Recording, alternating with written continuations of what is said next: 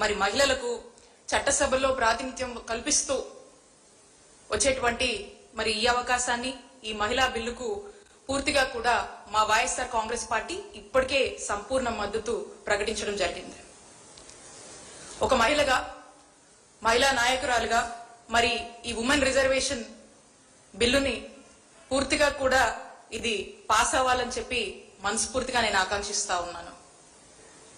ఎన్నో సంవత్సరాలుగా మరి ఎన్నో దశాబ్దాలుగా చట్టసభల్లో మరి ఈ 3 రిజర్వేషన్ కల్పించాలని జరుగుతున్నటువంటి దశాబ్దాలుగా ఉన్నటువంటి వింటున్నటువంటి వస్తున్నటువంటి ఈ యొక్క కళ ఇంత కాలానికి నిజం కాబోతుందంటే నాకు చాలా సంతోషంగా ఉంది. ఈ బిల్లుకి సంబంధించి దేశవ్యాప్తంగా అన్ని పార్టీలకు అతీతంగా కూడా మరి ఈ బిల్లుకు మద్దతు ఇచ్చి అందరూ కూడా చట్టబద్ధత దీనికి కల్పిస్తారని నేను ఎదురు చూస్తున్నాను. ఈ 3 రిజర్వేషన్ సంబంధించి మరి ఈ 3 మహిళలు చట్టసభల్లోకి వచ్చి వారు ప్రతినిధులుగా మరి అడుగు పెడితే మొత్తంగా మనం చూసినట్టయితే ఏ విధంగా ఈ దేశ భవిష్యత్తే మారబోతుందనేది మనం చూడొచ్చు. ఒకసారి ఆలోచన కూడా చేయొచ్చు. ఎందుకంటే ఒక ఇంట్లో ఒక మహిళ ఉంటేనే ఆ ఇంటిని ఏ విధంగా అభివృద్ధి పరుస్తుంది, అభివృద్ధి చెందేలాగా ఏ విధంగా ఆ మహిళ కృషి చేస్తుందో మనందరికి కూడా తెలుసు. మరి అదే ఇంత పెద్ద ఎత్తున మహిళలందరూ కూడా మరి చట్టసభల్లోకి వస్తే ఒక్కసారి ఆలోచించండి, మన దేశ స్వరూపమే పూర్తిగా మారబోతా ఉంది. కాబట్టి మహిళలు ఇంత పెద్ద ఎత్తున మరి చట్టసభల్లోకి రావటము, మరి మహిళా శక్తితో మన దేశాన్ని ప్రపంచ వ్యాప్తంగా కూడా మనం నంబర్ 1గా ఉండబోతున్నాము. మనం నంబర్ 1గా మరి ఈ దేశాన్ని ఇంకా అభివృద్ధి పదంలోకి ముందుకు తీసుకువెళ్ళగలుగుతామనేటువంటి నమ్మకం కలుగుతా ఉంది. ఇది ఒక ఎత్తు అయితే మరి మనం చూస్తున్నాం మన రాష్ట్రంలో పరిస్థితులు ఒకసారి కనుక మనం చూస్తే ఎంతో మంది మరి మాట్లాడుతూ ఉంటారు మహిళా సాధికారత, ఉమెన్ ఎంపవర్మెంట్ గురించి, ఉమెన్ కి ఆ అవకాశాలు ఇవ్వాలి, ఈ అవకాశాలు ఇవ్వాలి, ఉమెన్ కి సంబంధించినటువంటి విషయాల మీద, ఉమెన్ కి సంబంధించినటువంటి అంశాల మీద, అభివృద్ధి మీద, అభ్యున్నతి మీద మాట్లాడుతూ ఉంటారు. కానీ వాస్తవానికి వస్తే ఎవరు కూడా ఏమీ చేయరు. ఎప్పుడైనా సరే ఉమెన్ ని ఓటు బ్యాంక్ లాగే చూశారు కానీ ఉమెన్ కి సంబంధించి వాస్తవంగా ఎవరు కూడా ఎలాంటి అడుగులు చేయలేదు. దేశంలో చాలా తక్కువ మంది మహిళల అభివృద్ధి గురించి, మహిళల ఎంపవర్మెంట్ గురించి ఆలోచించారు. మరి అంత తక్కువలో కూడా మహిళల అభ్యున్నతి గురించి, మహిళల ఎంపవర్మెంట్ గురించి పూర్తి స్థాయిలో కూడా ఆలోచించి అడుగులు వేసినటువంటి ఒక గొప్ప నాయకుడు మా నాయకుడు జగన్మోహన్ రెడ్డి గారు. అలాంటి ఒక గొప్ప పార్టీ మా వైఎస్ఆర్ కాంగ్రెస్ పార్టీ. ఇక మిగతా అందరూ కూడా మాటలు కోటదారిలా చెప్తారు. మరి ఇప్పుడేమో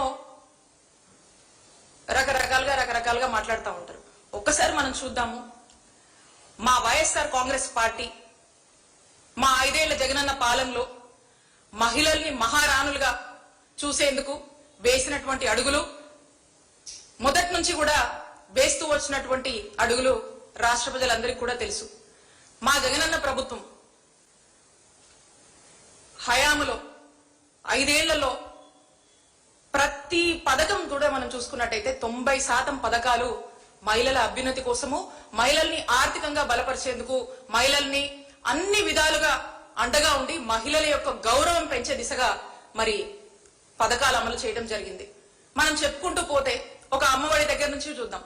జగనన్న అమ్మఒడి కావచ్చు, మహిళల పేర్ల మీద ఇళ్ల పట్టాలు కావచ్చు, కాపు నేస్తం కావచ్చు, ఈబీసీ నేస్తం కావచ్చు, 0 వడ్డీ కావచ్చు, వైఎస్ఆర్ చేయుత కావచ్చు, ఇలా చెప్పుకుంటూ పోతే అనేక పథకాలు. మరి ఈ పథకాలన్నీ కూడా మహిళలకి, మహిళల అకౌంట్లోకి, మహిళల పేరుతో మరి అన్ని కూడా ఇళ్ల పట్టాలు లాంటివి పెట్టి మహిళల యొక్క ఆర్థిక పరిస్థితిని మెరుగుపరిచాము. ఆ ఇళ్లలో సమాజంలో మహిళల యొక్క గౌరవాన్ని జగన్మోహన్ రెడ్డి గారు పెంచారు. ఈ విధంగా మహిళల గురించి, మహిళల అభ్యున్నతి గురించి మరి అడుగులు వేసినటువంటి ఒక గొప్ప నాయకుడు జగన్మోహన్ రెడ్డి గారు. ఇంతేకాదు మహిళలకు రాజకీయంగా అనేక అవకాశాలు ఇచ్చి, ఒక మహిళని హోమ్ మినిస్టర్ చేసి, ఒక డిప్యూటీ సీఎం అవకాశం ఒక మహిళకి ఇచ్చి, ఇలా అనేక అవకాశాలు రాజకీయంగా కావచ్చు, ఉన్నటువంటి అన్ని అవకాశాల్లో కూడా మహిళలను ముందు పెట్టి మహిళలకు గొప్ప గొప్ప అవకాశాలు కల్పించి రాజకీయంగా ఎంతో చైతన్యపరిచి మరి ఉన్నటువంటి నామినేటెడ్ కాంట్రాక్ట్స్ లో, నామినేటెడ్ వర్క్స్ లో కూడా 50% అవకాశాలు మహిళలకే కల్పించినటువంటి గొప్ప నాయకుడు జగన్మోహన్ రెడ్డి గారు.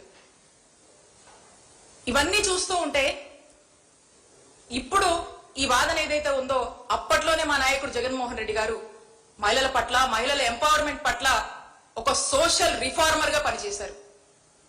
ఎప్పుడు ఆ దిశగానే ఆలోచించారు, ఆ దిశగానే అవకాశాలు ఇచ్చారు, ఆ దిశగానే మహిళల గౌరవం క్రమక్రమంగా పెంచుతూనే వచ్చారు. ఇప్పుడు మనం చూస్తా ఉన్నాం మన రాష్ట్రంలో 2 ఏళ్ళైంది ఈ కూటమి ప్రభుత్వం అధికారంలోకి వచ్చి. 2 ఏళ్ల నుంచి ఏం చేస్తా ఉన్నారు, ఏం జరిగింది ఈ రాష్ట్రంలో? ఈ 2 ఏళ్ల నుంచి చూస్తుంటే చంద్రబాబు నాయుడు గారు వచ్చాక ఈ రాష్ట్రంలో సాధించినటువంటి ఘనత ఏంటో చెప్పనా? మహిళల మీద దాడులు, మహిళల మీద అఘాయిత్యాలు, మహిళల యొక్క హత్యలు, ఇవన్నీ తట్టుకోలేక ఆ మహిళలు చేసుకుంటున్నటువంటి ఆత్మహత్యలు. ఇదే చంద్రబాబు నాయుడు గారి ప్రభుత్వం వచ్చాక వాళ్ళు సాధించినటువంటి ఘనత. ఈరోజు రాష్ట్రంలో ఎవ్వరికీ భద్రత లేదు. వృద్ధులకు భద్రత లేదు, మహిళలకు లేదు, ఎంప్లాయీస్ కి లేదు, స్టూడెంట్స్ కి లేదు. ఎవరికి? ఎవ్వరికి లేదు. ఎందుకు లేదంటే ఈ రాష్ట్రంలో లా అండ్ ఆర్డర్ పని చేయట్లేదు. అండ్ రీసెంట్ టైమ్స్ లో మీ అందరు కూడా చూశారు, సెంట్రల్ నుంచి కొన్ని రికగ్నిషన్స్ ఇచ్చారు. దాంట్లో ఆంధ్రప్రదేశ్ రాష్ట్రం 36th ప్లేస్ లో ఉంది. 36th ప్లేస్ అంటే ఆంధ్రప్రదేశ్ రాష్ట్రంలో ఉందంటే it's equal to fail.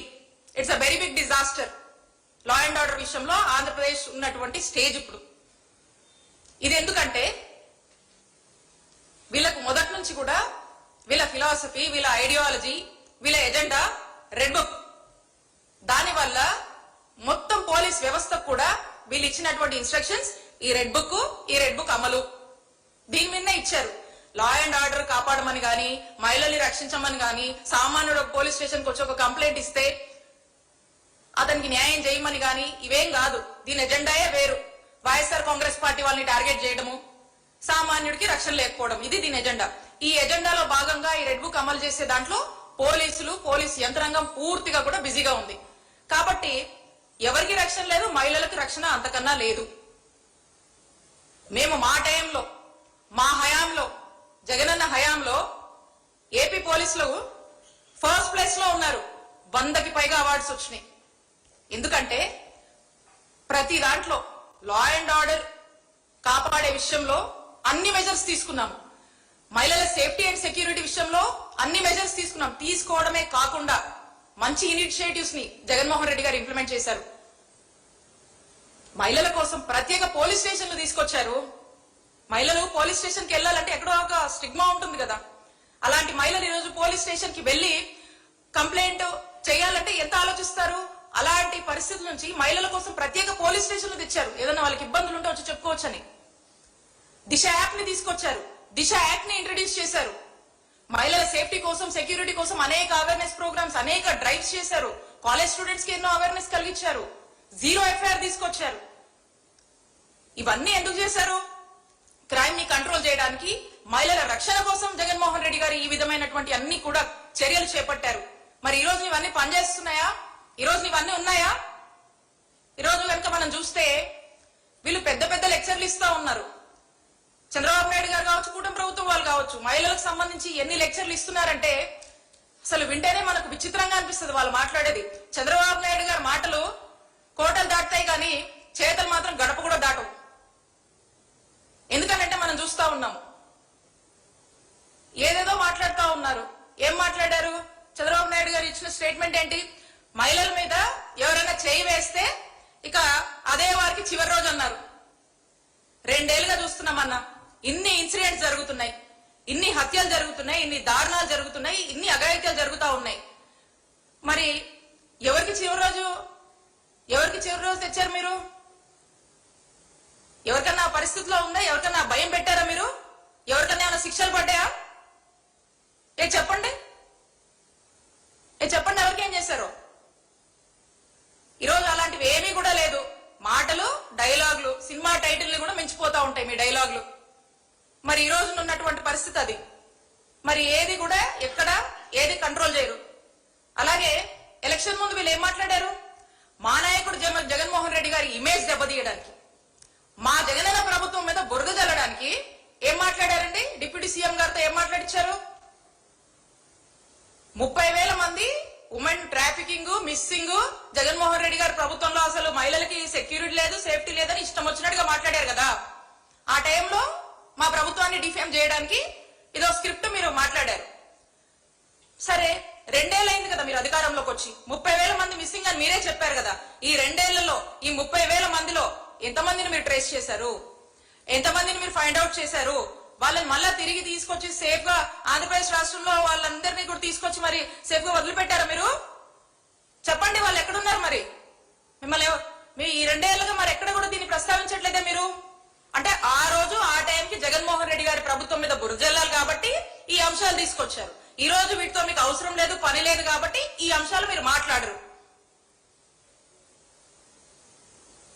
Chandrababu Naidu గారు కూడా దీనికి సమాధానం చెప్పరు. ఇది ఎంతలా అంటే డెఫినెట్ గా చంద్రబాబు నాయుడు గారు కూడా ఎందుకు సమాధానం చెప్తారు? చెప్పరు. ఎందుకంటే ఇప్పుడు అవసరం లేదు. అప్పుడేదో బుడదేశారు జగన్మోహన్ రెడ్డి గారి మీద.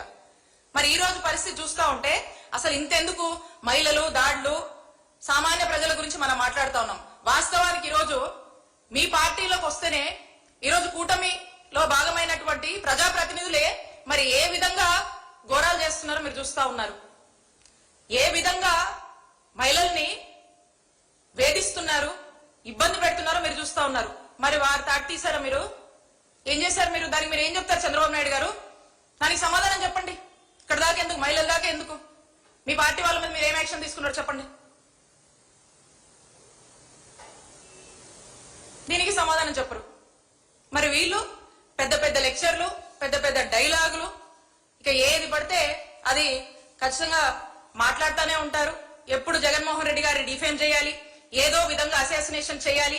వైఎస్ఆర్ కాంగ్రెస్ పార్టీ ఏదైనా ఒక అంశంలో లేదా కొన్ని విషయాల్లో ఏదైనా ఒక మంచి పేరు వచ్చినా, జనాల్లో ఒక మంచి మంచి మంచి వీళ్ళు బాగా చేశారు అని ఎవరైనా మాట్లాడినా, క్వశ్చన్ చేసినా, ఏం చేసినా వాళ్ళని టార్గెట్ చేయడం, వాళ్ళని శిక్షించడము, వాళ్ళని ఇష్టం వచ్చినట్టుగా మాట్లాడడము, అసాసినేషన్ చేయడం, ఇది వరుసగా కూడా మీరు చేస్తున్నటువంటి పనులు, వెళ్తున్నటువంటి ధోరణి. కాబట్టి ప్రజలన్నీ కూడా గమనిస్తా ఉన్నారు. ఇక ఈ ఉమెన్ రిజర్వేషన్ కి సంబంధించి మనం చూస్తే ఈ ఉమెన్ రిజర్వేషన్ ఈ బిల్ అనేది ఈ తీసుకొస్తున్నటువంటి ఈ అంశం అనేది కూడా అందరూ, అన్ని రాజకీయ పార్టీలు అందరూ కూడా ఈ ఉమెన్ రిజర్వేషన్ అనేది అందరూ కూడా అభినందిస్తున్నారు. అందరూ కూడా దీన్ని యాక్సెప్ట్ చేస్తా ఉన్నారు. మరి ఇప్పుడున్నటువంటి పరిస్థితుల్లో మనం ఒకటే చూస్తా ఉన్నాము, మహిళలు మరి ఏ విషయంలో అయినా కూడా తగ్గకుండా అన్ని రంగాల్లో రాణిస్తూ వస్తున్నారు. మరి మహిళలు బలపడితేనే ఆ కుటుంబం బలపడుతుంది, మరి ఆ సమాజం కూడా బలపడతా ఉంది, ఆ దేశం కూడా మహిళలు బలపడినప్పుడు బలపడుతుంది. కాబట్టి మహిళల ఎంపవర్మెంట్ కోసము, మహిళల యొక్క అభివృద్ధి కోసము, మహిళల్ని ఇంకా ముందుకు ముందుగా కూడా మహిళల్ని అన్నిట్లో కూడా మంచి అవకాశాలు కల్పించాలి. మహిళలు బాగుంటూనే రాష్ట్రాలు బాగుంటాయని చెప్పేసి జగన్మోహన్ రెడ్డి గారు ఈ సిద్ధాంతాన్ని ఎప్పుడో నమ్మారు. కాబట్టి ఈ మహిళా రిజర్వేషన్ బిల్లుకి మా వైఎస్ఆర్ కాంగ్రెస్ పార్టీ సంపూర్ణ మద్దతుని ప్రకటిస్తూ మరి ఇది ఫలిస్తుందని మేము ఒక సంపూర్ణ నమ్మకంతో మరి ఆసక్తిగా ఎదురు చూస్తా ఉన్నాం.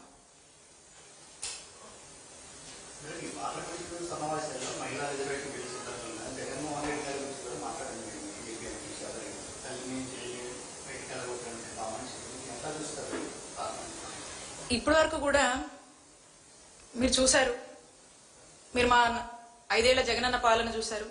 ఇప్పుడు కూడా మనం మాట్లాడినటువంటి చాలా అంశాలు మీరు చూసినట్టయితే ఎలక్షన్ ముందు మా మేనిఫెస్టో నవరత్నాలని మేము ఏదైతే చెప్పామో 90% ఆఫ్ ద స్కీమ్స్ అక్క చెల్లెమ్మల్ని అప్లిఫ్ట్ చేయడానికి, ఎంపవర్ చేయడానికి తీసుకొచ్చారు. అలాగే అనేక అవకాశాలు రాజకీయంగా కావచ్చు, అవకాశాలు నామినేషన్ పనులు కావచ్చు, వర్కులు కావచ్చు, పదవులు కావచ్చు, అన్ని విషయాల్లో కూడా అక్క చెల్లెమ్మలకు అవకాశం ఇచ్చారు. దీన్ని బట్టే మీకు అర్థమవుతుంది మా నాయకుడు జగన్మోహన్ రెడ్డి గారు మహిళా పక్షపాతం. ఉమెన్ ఎంపవర్మెంట్ విషయంలో ఇప్పుడు చాలా మంది మాట్లాడుతున్నారు. ఎప్పటి నుంచో దశాబ్దాలుగా కూడా ఈ అంశం ఉన్నా కూడా ఎవరు కూడా దీనికి తగిన చర్యలు గాని లేకపోతే దీని గురించి కానీ ఇంప్లిమెంటేషన్ కి ఎవరు కూడా అంత ఇంట్రెస్ట్ తీసుకోలే. ఇవన్నీ ఇప్పుడు మనం మాట్లాడుతున్నా అప్పుడే జగన్మోహన్ రెడ్డి గారు ఇనిషియేటివ్ తీసుకొని మహిళల గురించి, మహిళల ఎంపవర్మెంట్ గురించి పనిచేసినటువంటి వ్యక్తి. మహిళలు బాగుంటేనే ఈ రాష్ట్రం బాగుంటుందని బలంగా నమ్మినటువంటి వ్యక్తి. మరి ఈ రోజున ఇన్ని మహిళల కోసం చేసి, ఇంతగా మహిళల్ని ఎంపవర్ చేసి, మహిళల్ని ఆర్థికంగా, రాజకీయంగా, అలాగే మహిళల్ని వాళ్ళ యొక్క కుటుంబాల్లోనే గౌరవం పెంచేలా, సమాజంలో వాళ్ళని అందరూ రెస్పెక్ట్ చేసేలాగా పాటుపడినటువంటి మా నాయకుడు జగన్మోహన్ రెడ్డి గారిని మరి ఈ విధంగా అనడం అనేది, వాళ్ళకు దీన్ని అనడం వల్ల రాజకీయంగా వాళ్ళకి ఏం లబ్ధి చేకూరుతుందో, వాళ్ళ ఇంట్రెస్ట్లు ఏమున్నాయో, వాళ్ళ ఐడియాలజీ ఏముందో వాళ్ళకే వదిలేద్దాము. ఎందుకంటే జగన్మోహన్ రెడ్డి గారు మహిళల పట్ల ఏ విధంగా పనిచేశారనేది రాష్ట్ర ప్రజలను అడిగితే చెప్తారు. మీరు మీరు రాష్ట్రంలో ఏ గ్రామానికి వెళ్ళినా, ఎక్కడికి వెళ్ళినా అక్క చెల్లెమ్మలు ఈ రోజుకి జగనన్న ఉంటే మాకు అమ్మఒడి వచ్చేది, వీళ్ళు తల్లికి వందనం అన్నారు, ఏమీ లేదు. జగనన్న ఉంటే మాకు ఈ పథకం వచ్చేది, మాకు ఇళ్ల పట్టా ఇచ్చేవాళ్ళు.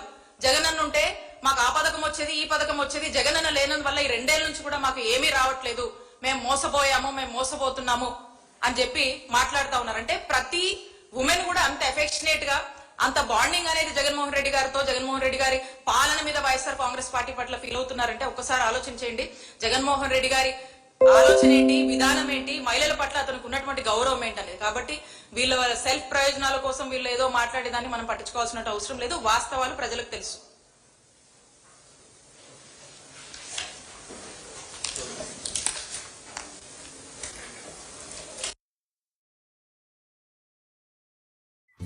Every weekend starts with a plan.